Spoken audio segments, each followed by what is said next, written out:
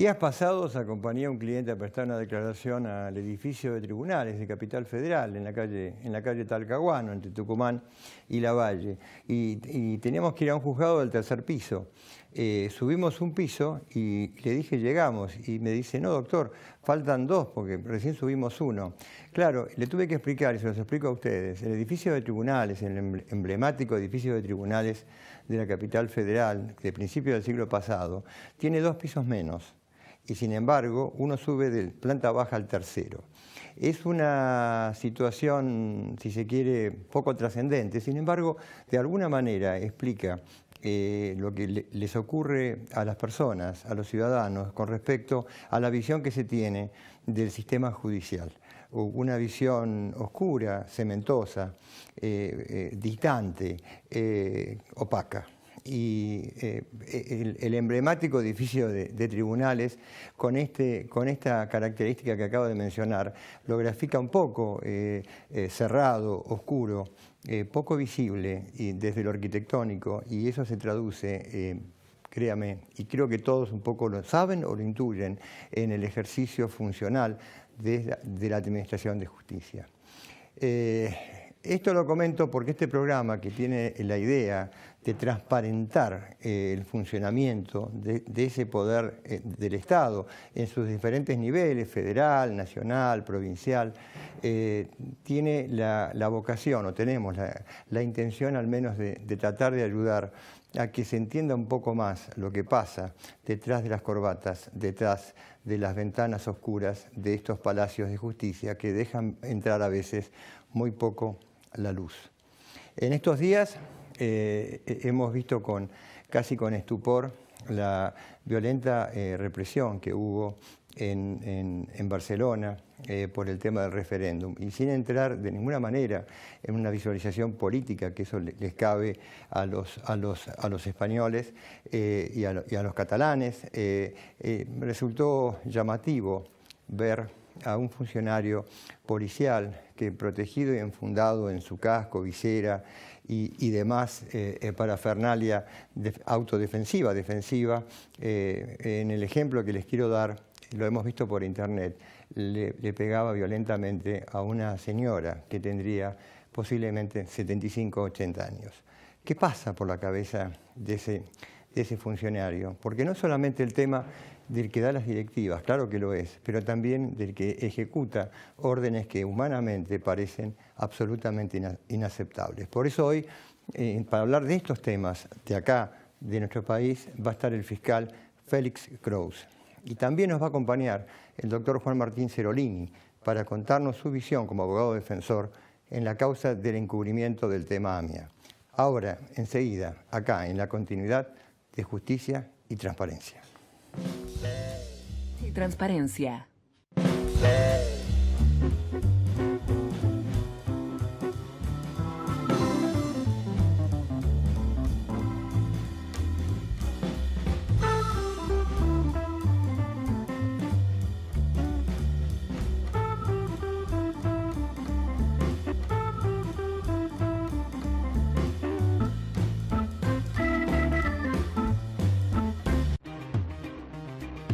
Incorporamos 10 nuevos móviles blindados con GPS y cámaras de seguridad conectados al COM que patrullan las 24 horas.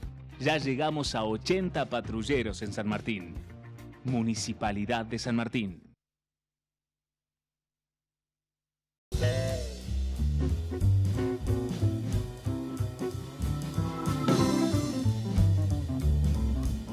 Seguimos en Justicia y Transparencia con un colega, el doctor Juan Martín Serolini. Juan, un gusto tenerte acá. Gracias, Juan Carlos. Nos conocimos compartiendo un juicio, el juicio más largo de la historia argentina, ¿verdad? 3 años de debate. 3 años de debate, el juicio por el atentado a la AMIA, ¿no? Exactamente. Hace ya muchos años, ¿eh? Y terminó 2003. Terminó en el 2003. Terminó en 2003. Pero me acuerdo que en plena transición y con todos los temas que hubo en el 2001, ahí estábamos en Comodoro Pi, en el subsuelo, inaugurando esa sala, que se llama todavía la Sala AMIA, ¿no? Exactamente, exactamente. Han pasado muchos años y sin embargo vos hoy estás ejerciendo la abogacía en un desprendimiento, una continuidad, si se quiere, de ese juicio, que es la causa del encubrimiento. Exacto. ¿Le explicamos a la gente qué se está analizando? Sí, se está analizando las irregularidades que se cometieron durante la instrucción de esa causa. Puntualmente están imputados y siendo sometidos a proceso el doctor Galeano, que era el juez de la causa, los 2 fiscales, el secretario de Inteligencia, el doctor Anzorrey, el expresidente Menem, el comisario Palacios, oficiales de inteligencia, el doctor Víctor Stinfale, Carlos Tejeldín y su señora. Estamos todos reunidos casi nuevamente en ese debate. ¿Y también Corach, creo? No, Corach no. Corach no está incluido. No está incluido. Estaba confundido. Ahora, por ahí a la gente le resulta llamativo encontrar que están fiscales, el expresidente Menem, su secretario de inteligencia, y al mismo tiempo un abogado y uno de los imputados, o el imputado, si se quiere, más conocido de la causa mía, que fue Tejeldín, ¿no? Exactamente, sí. ¿Cómo podemos encontrar un camino asociativo para que la gente entienda qué hace Tejeldín y su abogado defensor, el doctor Stinfale, con aquellos que lo metieron preso? Claro. Para explicarlo llanamente, ¿no? Sí. Llanamente, como vos decís, conmigo, que es llamativo. Sí, es llamativo. La situación se produce luego de que se da a conocer y a publicidad el famoso video donde el doctor Galeano está negociando con... Un libro. Sí, ya una declaración. Cosa que es un poquito más gravosa que un libro, donde se lo induce a Carlos Tejeldín a marcar 4 o 5 oficiales de la policía bonaerense, que después resultaron detenidos y estuvieron presos por ser considerados partícipes del atentado a la AMIA, a cambio de una suma de $400.000 para que Tejeldín efectúe esa declaración. Grabado, filmado y con la anuencia del magistrado. Del doctor Galeano. Del doctor Galeano. Entonces, a partir de ahí empieza esta irregularidad y el por qué estamos juez, fiscales, el imputado de esa época y su abogado, porque se produce una serie de medidas para el pago de esa suma, desconocida hasta ese momento del origen de quién pagaba, y a partir de ahí empieza este proceso donde posteriormente se determinó que fue la CIDE, la ex CIDE, la que pagó esa suma. Esto se determinó en el juicio. Eso se determinó en el juicio que con vos y yo compartimos. Juntos ahí presentes, pero para recordarle a la gente, o que si no lo sabe, que muchos no lo saben, a partir de una disposición que entonces tuvo el presidente Kirchner de permitirle a los funcionarios de la Secretaría de Inteligencia declarar, ¿verdad? Que fue a puertas cerradas, con las partes nada más, pero ahí por primera vez se pudo saber qué era lo que había pasado. Exactamente, y aparte, seguramente te vas a acordar, Carlos Tejeldín manifestó en ese momento, en una ampliación de su indagatoria, que él había recibido $400.000 para imputar a Juan José Ribel y Ibarra y otras. A los oficiales y comisarios de la policía bonaerense que quedaron involucrados en el atentado a partir de ahí. Que estuvieron 8 años detenidos. 8 años detenidos. Exactamente. Y Tejeldín creo que 10, si no me equivoco. Tejeldín 10. Este es el tema llamativo, ¿no? Este es el tema y donde se está debatiendo también el origen de los fondos. ¿Por qué la CIDE pagó eso? ¿Por qué pagó $400.000 la CIDE? Y ahí entra la figura del peculado por la cual están respondiendo Tejeldín y Stinfale. Dinero del erario público puesto en manos de un juez para que se le pague a un imputado a cambio de conseguir una declaración. Yo no sé si ustedes en casa alcanzan a entender la trascendencia que tiene un juicio, Juan, que no tiene mucha repercusión mediática hoy en día, ¿no? No. Es como que fuera un tema secundario. Sin embargo, lo que vos acabás de sintetizar con tanta claridad se vincula con una investigación judicial ahí hecha en Comodoro Pi, donde políticamente se dispone el uso de recursos del Estado para dirigir la investigación hacia un lado, claro, y al mismo tiempo entonces no dirigirla hacia el que tal vez habría que haber ido. Hacia otras pistas. No había en la historia argentina con tanta trascendencia del caso, digo, y con tanta claridad de demostración, una situación parecida. Que puede haber influencias, si las hay, sí, lo sabemos todos los que estamos en esto. Sí, obviamente. Pero así no, sí. ¿no? No, así tan claro no, y aparte tenés algo que es novedoso, que es el soporte de la filmación, donde el magistrado está hablando con el imputado de a quién tiene que reconocer y quién es cada uno de los que tiene que reconocer. Eso también es tremendo en todo lo que significa no solamente esta causa, sino en la historia judicial argentina. No solo argentina, me parece. Yo diría que mundial. Yo diría que mundial. Sí, para ser más humilde, digamos, lo argentino, pero sí, claro, y tiene una...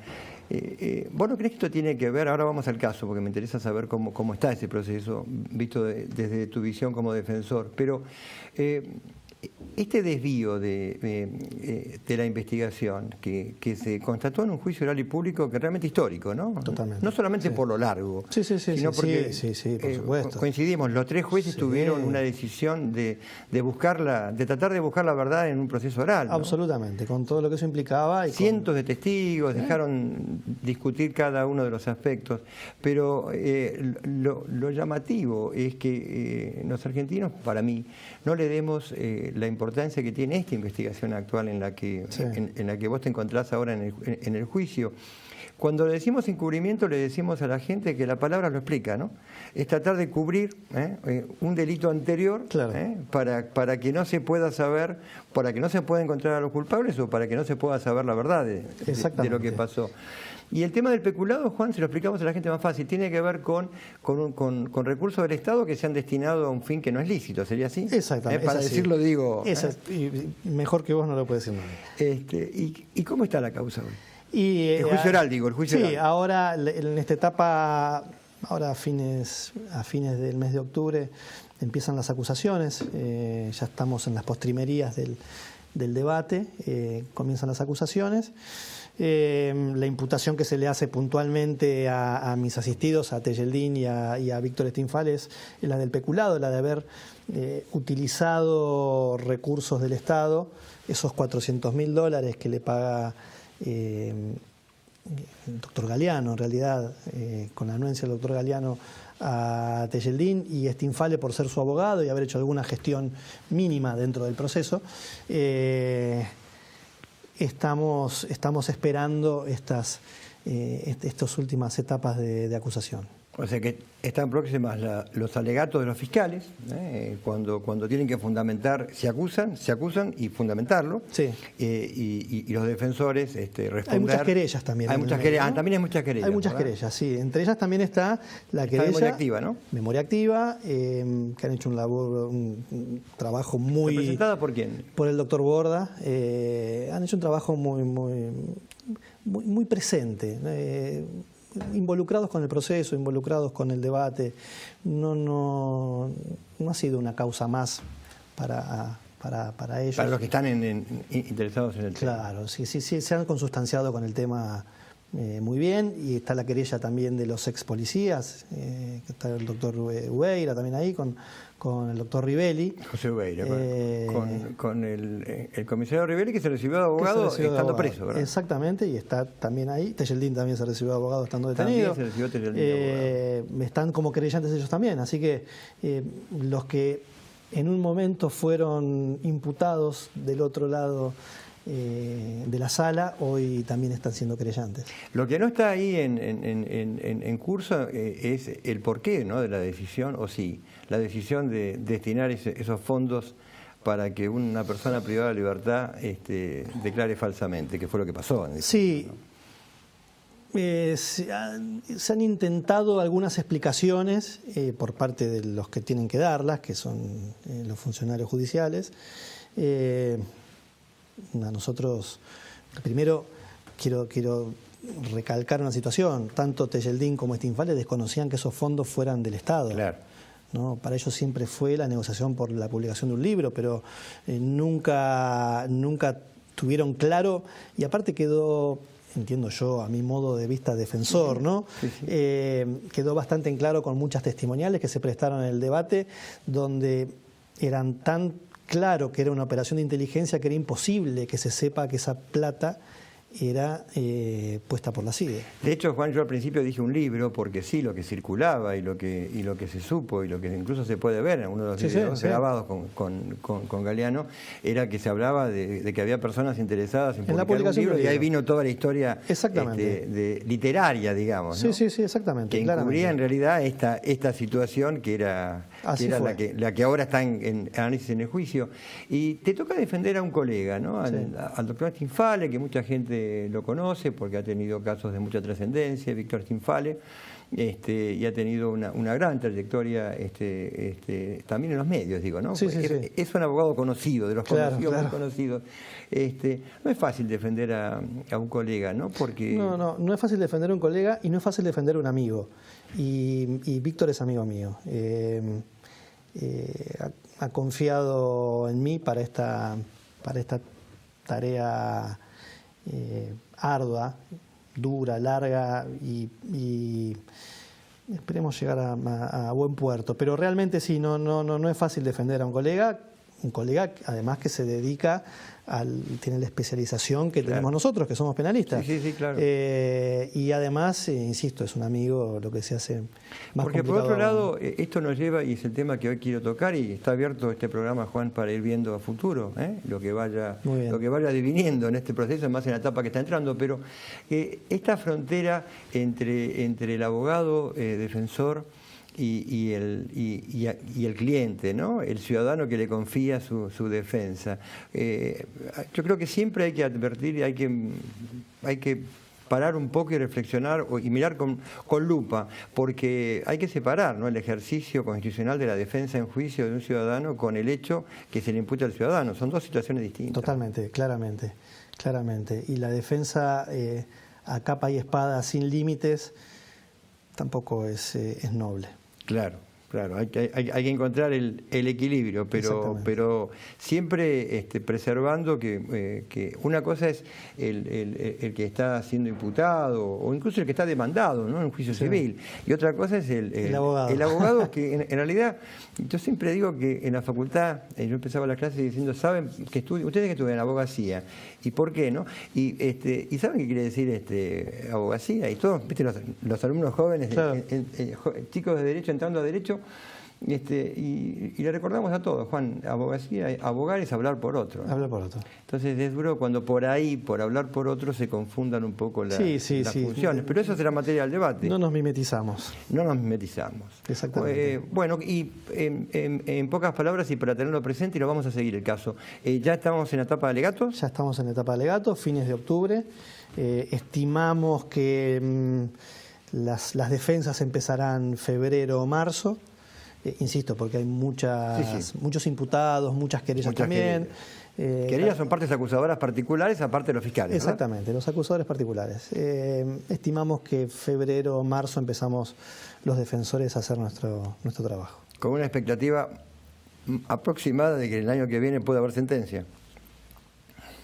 Dios mediante.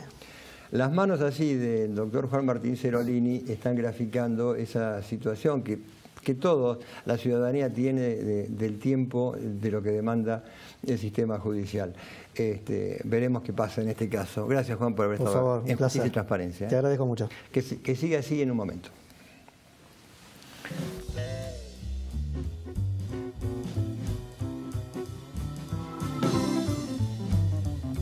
Auspician Justicia y Transparencia.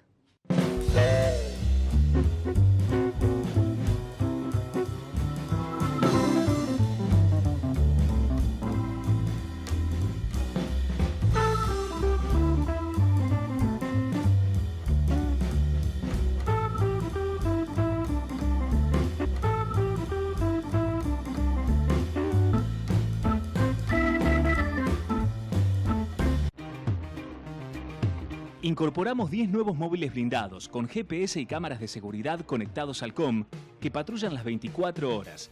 Ya llegamos a 80 patrulleros en San Martín. Municipalidad de San Martín.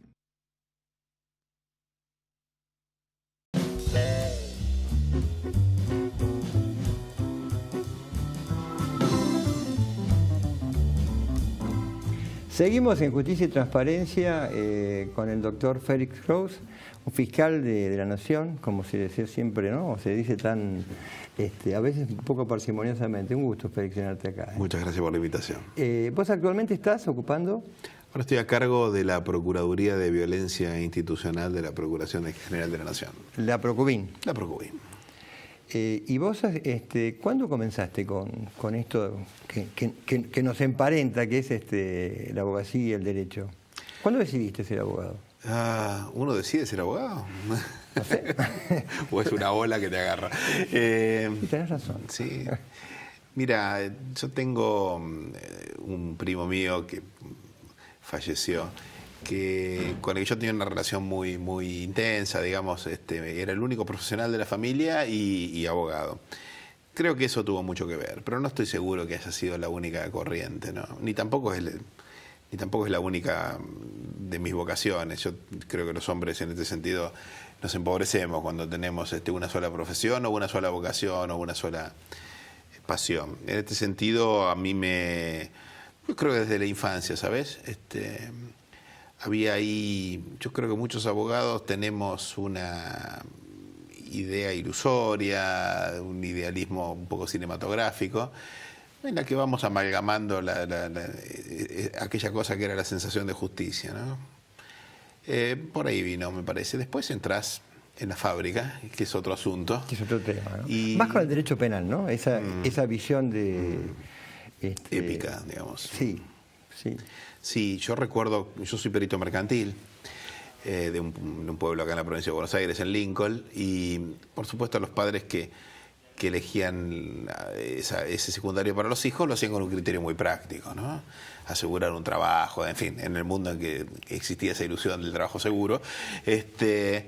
Y ahí estaba derecho usual, digamos, hablemos de los 80s, la tierra estaba caliente.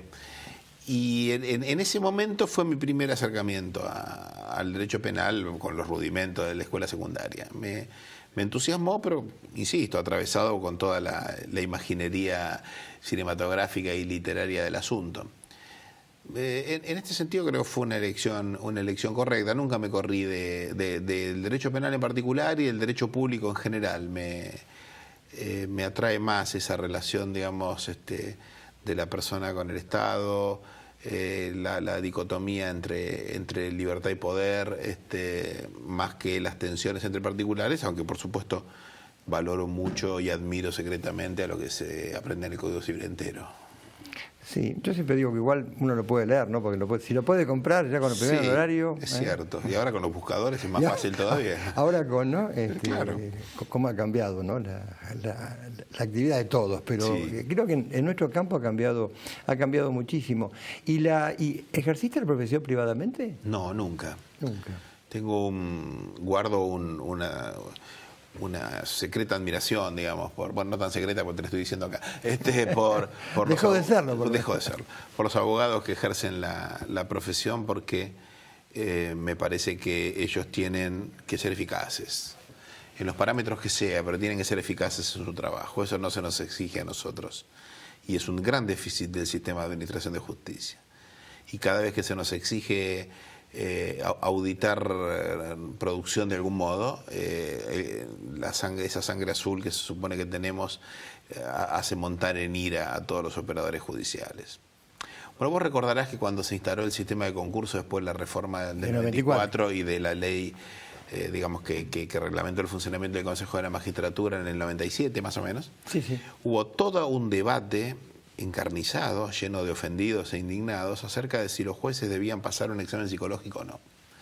Lo tengo muy presente porque francamente da mucha vergüenza admitir que alguna vez las personas que decidimos sobre la libertad o sobre el patrimonio del prójimo, no tenemos que probar que para ingresar, además de saber derecho, no tenemos que estar locos, por ejemplo. Y que periódicamente, además, deberíamos demostrar que seguimos nuestros cabales, o que estamos y con idoneidad técnica y con cierta mínima estabilidad emocional como para definir asuntos tan delicados. Digo, en otras profesiones uno revalida sus credenciales y sus capacidades generales periódicamente, porque los seres humanos somos así, ¿no? Biodegradables, entre otras cosas. Menos los jueces y los abogados, y nos hemos enfrentado con ejemplos, digamos, muy patéticos, ¿no? Donde uno tenía la certeza de que personas que llevaban adelante estos asuntos no estaban en condiciones de hacerlo, y sin embargo, bueno, allá. Esto es interesantísimo, lo comparto absolutamente, lo que acabas de señalar con tanta claridad.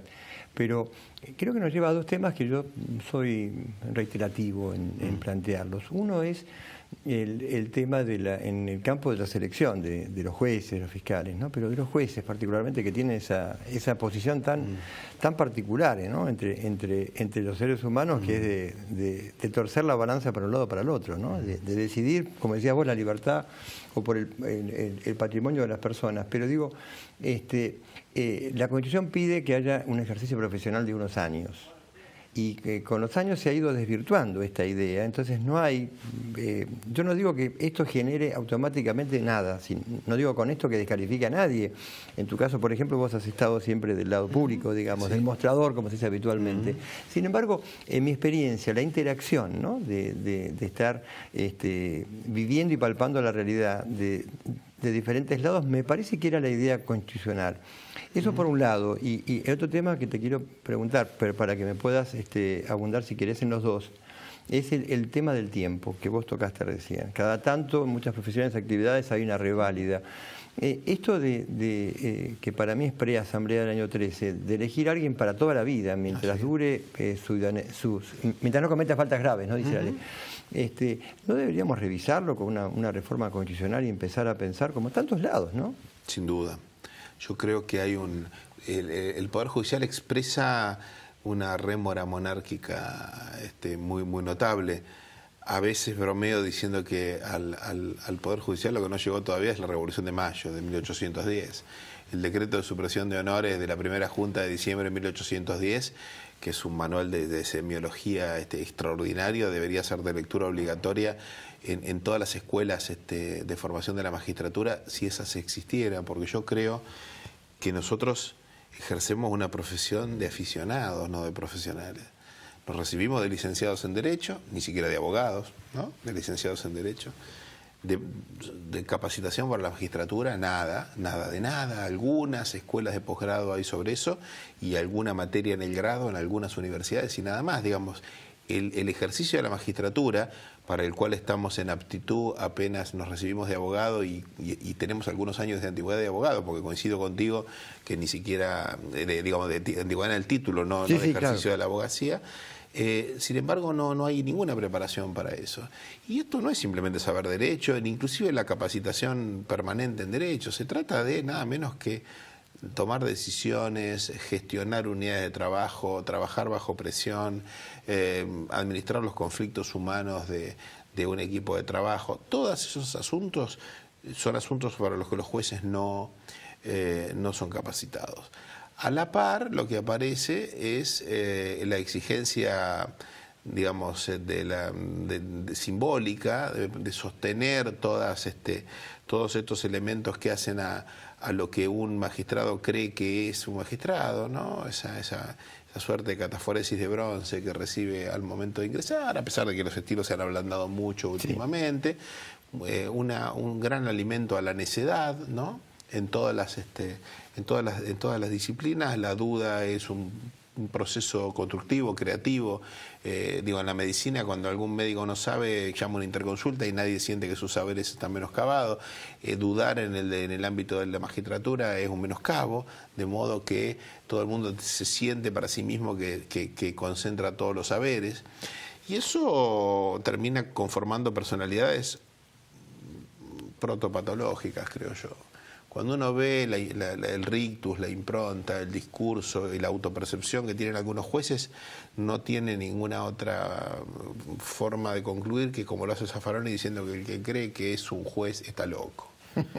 El que dice, yo me encuentro con una persona que me dice yo soy fiscal, esta persona está loca, digamos, porque en el SOI decís, la función no hace al órgano, digamos, la subjetividad se construye con un universo infinitamente más amplio que el desarrollo de esa función. Ahora, el problema serio es que como no hay una reflexión sobre la propia práctica, una reflexión profunda sobre el sentido de la propia práctica y sobre la capacidad de cincelarnos que tiene el ejercicio del poder, digamos, ¿no?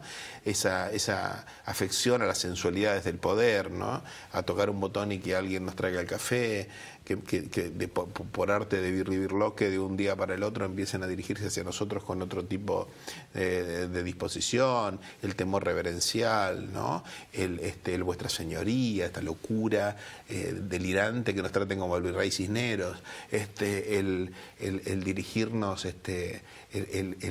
las facultades discrecionales, digo, algo inadmisible en una república, pero que sin embargo los jueces son capaces de escribirlo sin que se les ruborice los pómulos, o este concepto de la sana discreción. Bueno, todo esto forma parte de una suerte de ecosistema, ¿no? de un clima ambiental en el cual circula todo el ejercicio de la magistratura, en el cual es tan sencillo desviarse. Ahí hay una profilaxis interesante para esto, que es la introducción del juicio por jurados. Sí, te iba a comentar justamente eso. Pero yo no quiero dejar de responderte lo otro, que era lo del tiempo. Sí. Bueno, me parece que va directamente derivado de esto. Los únicos eternos son los reyes. No es saludable para nadie saber que en las monarquías, no en las repúblicas. Sí, claro. La verdad es que la idea de que sea la única garantía para la independencia del Poder Judicial, la vitalicidad, es una construcción solo pensada en beneficio de los jueces y de los fiscales, digamos, todo lo que seamos vitalicios. Es una falacia, no es cierto. Digamos, uno podría perfectamente establecer un sistema en el cual esa independencia tenga que ver con el no solapamiento de los procesos electorales de aquellos mandatarios representativos con el de los fiscales o el de los jueces, algunas formas de elección indirecta y listo. Félix, en última instancia, no en la última, la alternativa es que pueda haber alguien que sea juez muy joven, que vaya revalidando sus condiciones y que se jubile un día ya grande de juez, pero a través de un proceso que vaya evidenciando temporalmente una capacitación, una eficiencia, una eficacia. Los jueces no deben ser muy jóvenes. Bueno, caramba. Aclaro que nunca habíamos hablado vos y yo antes, pero esa es una reflexión mía hace mucho tiempo. Sí. ¿Por qué lo pensás vos? Bueno, primero aclaremos. Eso que acá llamamos jueces en el ámbito penal no son jueces. Es un adefesio de los sobrinos nietos de Torquemada, que, como hemos visto, bueno, en muchos casos todo el tiempo, no querría detallar. Torquemada, para que la gente se acuerde, por la Inquisición, ¿verdad? Fray Torquemada, que es, bueno, el papá de de todos los jueces de instrucción actuales, bueno, el abuelo, de todos ellos, que inquiere, investiga y después evalúa las evidencias que él mismo reunió. Adivinen ustedes qué hace un juez que evalúa las propias pruebas. Y en general le gusta mucho lo que hace, digamos. Esto nos lleva a un tema, Félix, saco una tangente acá, pero estamos hablando en torno a un tema que es de suma importancia, creo que para toda la gente que nos está viendo, que no entiende bien lo que pasa, ¿no? Detrás de las paredes anchas de Talcahuano, yo decía, del edificio de tribunales o de los edificios de tribunales, de los palacios de justicia, que es otro tema, ¿no? Palacios de justicia. Ancha pero hueca, se sabe todo. Ancha pero hueca, se sabe todo. No, digo, ¿qué visión puede tener el ciudadano de lo dijiste muy bien, de este microclima, ¿no? Que se genera y se autoabastece en la propia sistema judicial, ¿no? Pero que como que permanece encapsulado en una burbuja. Bueno, la opacidad siempre ha sido una característica de todos los sistemas judiciales, especialmente los hispanoamericanos, llamémoslo de este modo, que son los herederos directos, digamos, de la colonia española. Todo el eje cultural, político derivado de la colonia española, o sea, casi toda América salvo el Caribe angloparlante y España hoy mismo todavía, conserva esa cosa opaca de la Inquisición, que no solamente se verifica en los rituales, sino también en el lenguaje y hasta en la arquitectura. Claro. Claro. Cualquiera que entre al Palacio de Tribunales es más difícil que ingresar y salir de mi barrio Parque Chas. Sí. Yo decía que en la introducción, que casualmente, ¿no? Porque no habíamos hablado con vos, que le falta 2 pisos y que la gente no entiende porque pasa de planta baja a tercera. Sí, o hay escaleras que no llevan a ningún lado, en fin, toda una metáfora, ¿no? Ahora, lo que me parece que sucede es que ese tipo de argots y de artificios son alimentados precisamente para que los demás no entiendan que hay dispositivos de poder bastante rústicos que se cocinan allí y que en realidad están maquillados con una sofisticación sin sentido, ¿no? que es meramente enmascaradora. Ahora, yo te quería decir también recién, para vos que comentaste, los jueces que no son los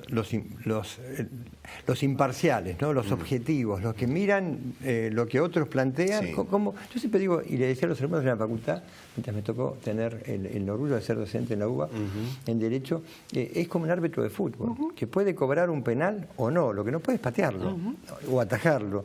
Esta idea que todavía tantos años ha perdurado, ¿no? Del juez instructor que al mismo tiempo luego decide sobre la libertad, la medida cautelar, que es la prisión preventiva o no, decide si va a continuar el proceso en un juicio oral y al mismo tiempo es el que colecta la prueba.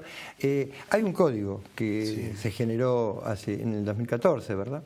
Sí, que está suspendido en su aplicación por un decreto. ¿Qué visión tenés de esto? Porque sí, muy crítica, ¿es una visión política? O sea, ¿es una visión política? Claro, claramente. O jurídica, porque se decía que faltaban implementar alguna situación, ¿no? No, eso es lisa y llanamente una mentira. Yo digo para aclararlo. Sí, por supuesto. Quiero saber tu visión. Digámoslo, bueno, vos sabés, no hay sistemas inquisitivos en la República Argentina. El único que quedaba era... Bueno, hay matices, pero digamos básicamente que... ¿Lo contás en un momento? ¿Cómo no? Con todo gusto. Esto es televisión. Sí. Seguimos en un momento con un fiscal de la Procuración de Violencia Institucional, el doctor Félix Kraus. Ahora, en un momento, acá, en Justicia y Transparencia.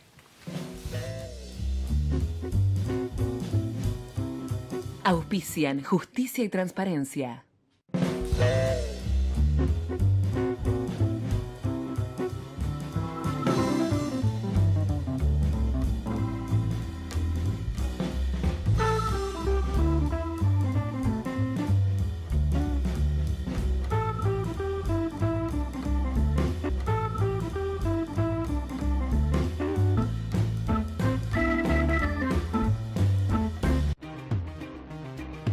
Incorporamos 10 nuevos móviles blindados con GPS y cámaras de seguridad conectados al COM que patrullan las 24 horas.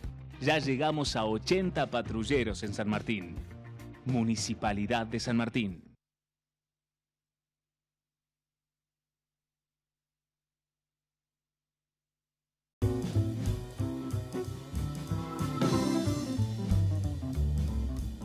Seguimos con el fiscal, el doctor Félix Kraus. Estábamos hablando recién en el bloque anterior de por qué si hay un código de procedimiento nuevo, más moderno, para que la gente lo tenga presente, acusatorio, ¿no? El Ministerio Público tiene relevancia con las defensas, entre ellos se plantean las cosas y hay un juez imparcial o un tribunal imparcial que decide.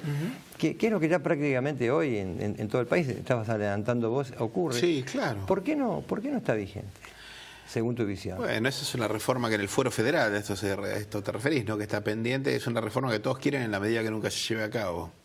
Yo creo que no está vigente porque creo que hay una tensión que todo el mundo conoce entre la Procuradora General no deseada por el Poder Ejecutivo Nacional. La doctora Gicaru. Y bueno, el Poder Ejecutivo no está dispuesto a conceder que el Ministerio Público, con esta conducción, ¿no es cierto?, protagonice esta transformación en el Fuero Federal. A la par, me parece que algunos jueces federales que están muy contentos con ejercer casi la suma del poder público en este rol, digamos, de, insisto, torquemadas, ¿no?, que pueden investigar y a su vez juzgar su propia investigación y luego... No, y usar la prisión preventiva como una herramienta... La detención preventiva y el tiempo. Y el tiempo. manejar el tiempo, ¿no? Donde el fiscal se transforma en un opinador y no en un acusador, el juez es juez y también es fiscal, y el defensor es un pobre defensor que combate contra esos dos acusadores, el fiscal y el juez. En ese contexto de desbalanceo, este verdadero adefesio institucional que es el juez de instrucción, bueno, los jueces se enamoran de esa desmesura de poder, esa es la verdad. Y bueno, así se ha transformado, creo yo, la justicia federal de la República Argentina hoy en un problema de la gobernabilidad democrática, ¿no? José Mazzoni, un conocido jurista, bueno, un juez jubilado y exjuez. Sí, el primer representante o encargado de la Oficina Anticorrupción, escribió un artículo hace un tiempo que se llama Salvar a la democracia del Poder Judicial. Y a mí me parece que el título es provocativo, pero es bien descriptivo. Yo creo que el Poder Judicial Federal hoy es un problema de la gobernabilidad democrática, no es un recurso de los departamentos digamos, del gobierno como para llevar adelante la gestión de la nación. No, es un problema. Y es un problema para este gobierno, para el anterior y para los que vengan. Ahora, sin embargo, Félix, para la opinión pública, para todos, uno observa que hay fiscales que toman una actividad o dirigen su actividad de una manera que alguien podría decir está emparentada con algún interés circunstancial, político del gobierno, y otros que no. O sea, no hay una verticalidad rígida. Lo que está exteriorizado es que, creo que quiero ser claro con la pregunta, sí. Un Ministerio Público Fiscal Federal que permite la autonomía decisoria de sus miembros, ¿o no? Sí, además no podría ser otra cosa. Claro, la propia ley orgánica no le da al procurador, a esta procuradora o cualquiera. A cualquiera, sí. No le da capacidad de dirigir las investigaciones que llevan adelante los fiscales. Y la estructura, digamos, de la ley orgánica del Ministerio Público, la arquitectura de la ley orgánica del Ministerio Público, le da a esa superestructura, digamos, a la cabeza del Ministerio Público, facultad de colaboración, de coordinación institucional, de organización de la propia institución, que es única, pero no capacidad de incidir sobre la toma de las decisiones de cada uno de los fiscales. En ese sentido, el caso de Gil Carbó puede gustar mucho, poco o nada el perfil que tiene su gestión. Ahora, la verdad es que los asuntos que se le achacan son míticos. Sí. Su capacidad de presionar o de defender o atacar a determinados sectores políticos, bueno, se desmienten solamente por la suerte que corre ella frente a los propios tribunales, la procuradora más denunciada de la historia del Ministerio Público, inclusive ha sido indagada hace poco por situaciones penales, y hay un amplio sector del Ministerio Público que tiene una voz disidente respecto al perfil de esa conducción, que lo expresa públicamente, de manera que es un mito, digamos. Después se tendrá la evaluación de su desempeño que se quiera tener. Inclusive yo coincido, creo que ella también acuerda en este sentido, que sí es necesario modificar la ley orgánica del Ministerio Público para que su gestión no sea una gestión vitalicia. Claro, lo que hablábamos antes. Por supuesto, desde luego. Y en este sentido me parece que eso ni siquiera requiere una reforma constitucional, eso alcanza con que sea una reforma legal, probablemente alcance a una nueva gestión, pero ese es otro asunto, digamos. Lo cierto es que son instituciones, digamos, que tienen como reaseguros para la independencia interna de cada uno de los acusadores. Nosotros los fiscales no podemos excedernos en el ejercicio del poder porque enfrente están los jueces. Ahora, el problema son los jueces. Claro. Cuando no hay quien controle a los jueces, esto se transforma en la tiranía de los jueces. Y si los jueces tienen la capacidad de usar de malversar, digamos, un recurso que debe ser tomado debe ser utilizado con una altísima autolimitación, como es la declaración de la inconstitucionalidad, para transformarse en una especie de censores de la actividad parlamentaria, bueno, la representación popular es la que queda atacada. Ahí está en crisis. El ejercicio desmesurado de la magistratura pone en crisis el sistema representativo. Hay un desbalance, ¿no? Hay un desbalance, y ese desbalance no es... Es lo que se ha denominado ahora la politización de la justicia, sí, o como siempre los jueces tienen una cierta tendencia a victimizarse y a decir, bueno, se presiona la justicia, se avanza sobre la justicia. Y la verdad es que yo tengo mis serias dudas de que esto sea así. si las 2 centenares y pico de diputados y las digamos 72 senadores logran los consensos que prevé la Constitución para poner una ley a andar, bueno, declarar la inconstitucionalidad de esa ley debería ser un asunto de una extrema gravedad, no para banalizarlo. Yo creo que es sabio en este sentido la Constitución de la Ciudad de Buenos Aires, que impone un sistema de control cruzado y que si los jueces se envalentonan demasiado en la declaración de inconstitucionalidad, la propia legislatura con una mayoría calificada puede poner freno a la sanción judicial, lo que recuerda también que las sentencias de los jueces no son una reescritura de la Biblia, son actos de poder de personas, ¿no? Que tienen que estar sometidas al contralor efectivo, ¿no? De otras personas. Sí, claro, de otras personas. Este tema de la ciudad sí es un sistema que compensa, porque la salud de la República exige que haya 3 poderes, pero que realmente, genuinamente sean independientes. Lo paradójico, Félix, es que este poder que estamos hablando se designa a través de mecanismos que no son estrictamente los representativos de la elección, digo, ¿no? En cambio los otros sí. Y esto es un tema que habría que revisarlo, ¿no? Sin duda. Bueno, el paquete de leyes de democratización de la justicia, tan criticado a la postre, sí, claro. Uno de ellos reformado, como era el tema de las cautelares contra el Estado, era una idea desafortunada y su reforma fue correcta. El tema de los amparos, para que la gente... Claro. Ahora, digamos, esas leyes fueron desactivadas porque eran buenas, no porque eran malas. Entre ellos, un proyecto muy audaz de reconfiguración del Consejo de la Magistratura, que por supuesto fue fulminado inmediatamente por sus virtudes, no por sus defectos. Mucho se dice respecto a que los jueces no pueden ser electos popularmente, que no deben ingresar los partidos políticos en el sistema de elección, como si no fuera una institución central de la República, establecido por nuestra Constitución reformada en el 94. Ahora, este menoscabo larvado del pueblo en el ejercicio de de los 3 poderes, que es el Poder Judicial, es desmentido por la sola existencia de los jurados. Claro. Donde el pueblo directamente ejerce la soberanía expresándolo en el acto de hacer justicia. Y que está funcionando muy bien. En la provincia de Buenos Aires muy bien. Muy bien, también en Chubut, también en Córdoba, pero la experiencia más... Ahora viene Entre Ríos, se está sumando Córdoba ni hablar. Chaco también, digamos, de la experiencia geográficamente más próxima para nosotros, y además con la escala de la población que tiene y la conflictividad que tiene la provincia de Buenos Aires, el funcionamiento de los jurados ha desmentido muchas cosas, entre ellas...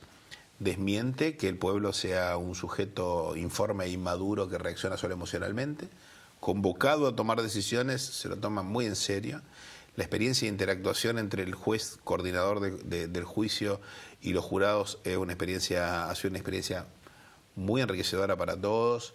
Todas las experiencias, yo no soy un experto en eso, pero sí conozco gente que lo sigue. Estuvo el doctor Harfuch. Claro, pensaba en él, sí. Sí, estuvo, me imaginé. Sí.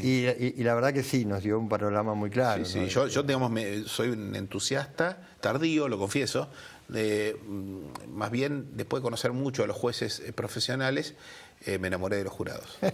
Esto revitaliza definitivamente el sistema de administración de justicia. Ahora, Félix, estás en la Procubin, violencia institucional. Es un tema que obviamente no puedo dejar de tocar con vos. Yo recién en la introducción, porque me quedé al helado cuando vi lo que pasó ayer en estos días en Barcelona, pero más allá de la cuestión política, estrictamente entre Cataluña y el gobierno central de España, que es un tema que lo tienen que resolver los españoles, a mí me llamó... y los catalanes. Y los catalanes, claro.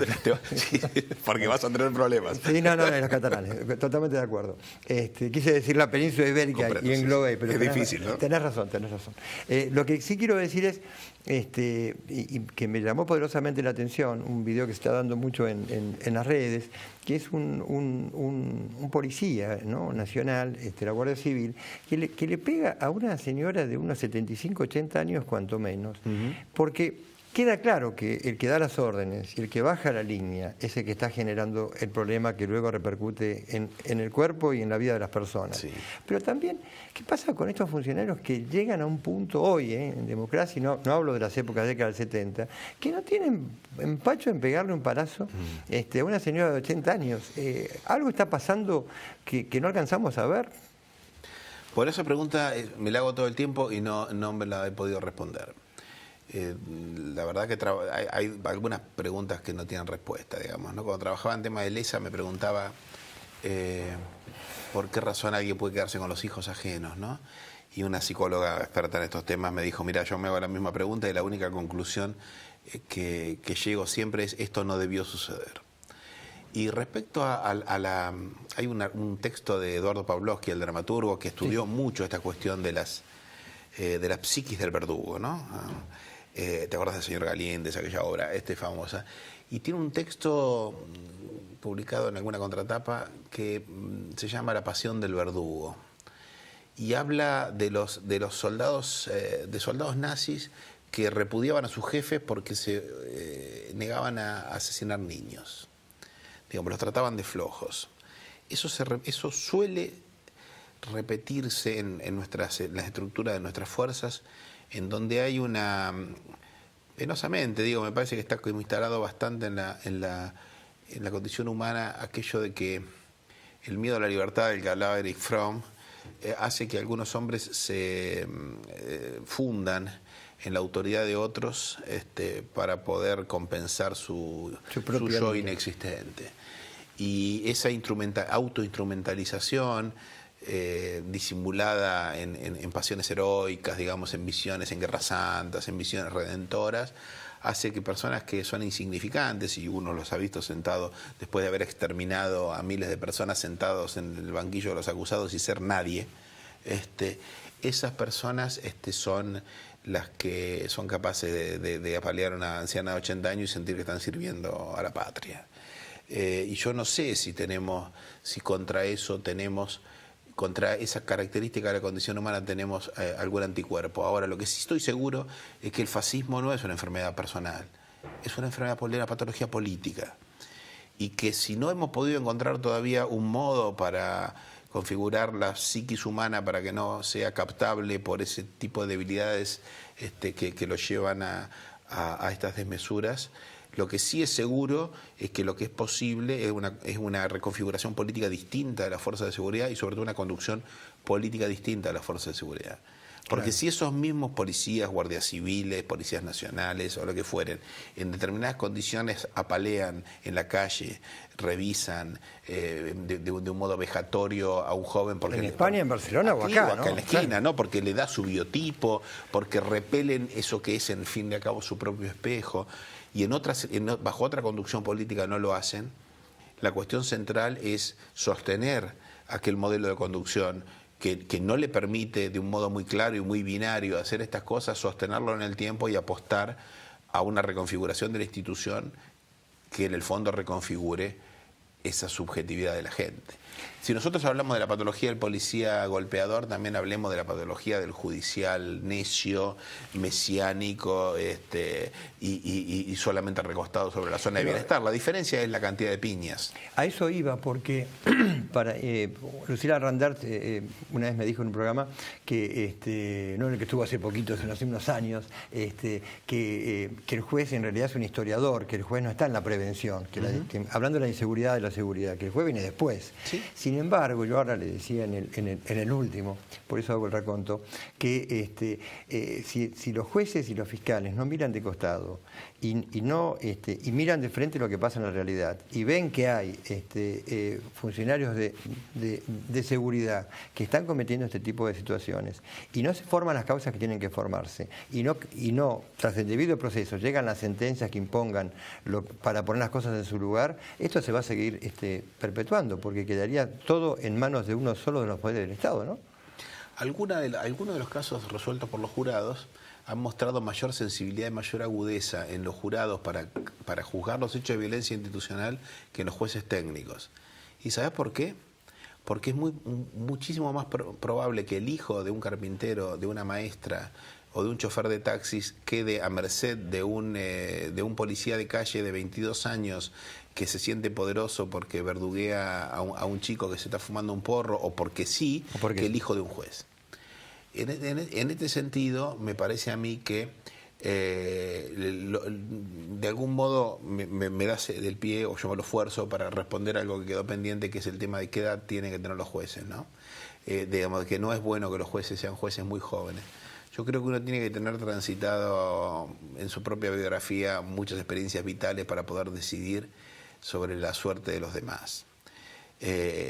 Los jurados nos garantizan además que esas sean muchas experiencias vitales, para tratar de encontrar alguna racionalidad producto de la pluralidad en la convergencia de la decisión.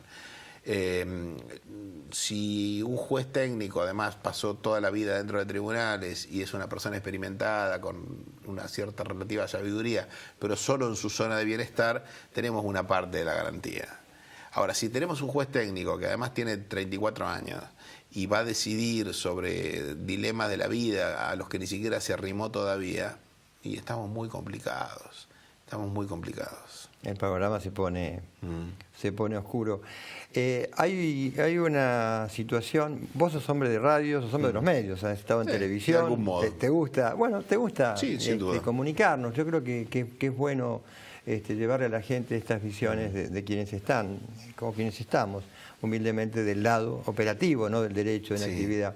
Pero hay un tema que es muy importante, vos lo acabas recién de tocar al final y que acá curso la invitación para un programa no muy extenso en el tiempo, para que si podés venir, que es el tema de qué hace la gente cuando aparece un funcionario que actúa de ese modo, ¿no? Que por el semblante, por la cara, como los viejos edictos policiales, para alguien lo detiene y hay situaciones de detención violentas. Yo creo que tenemos que ilustrar un poco a la ciudadanía, ¿no, Félix?, acerca de estos temas.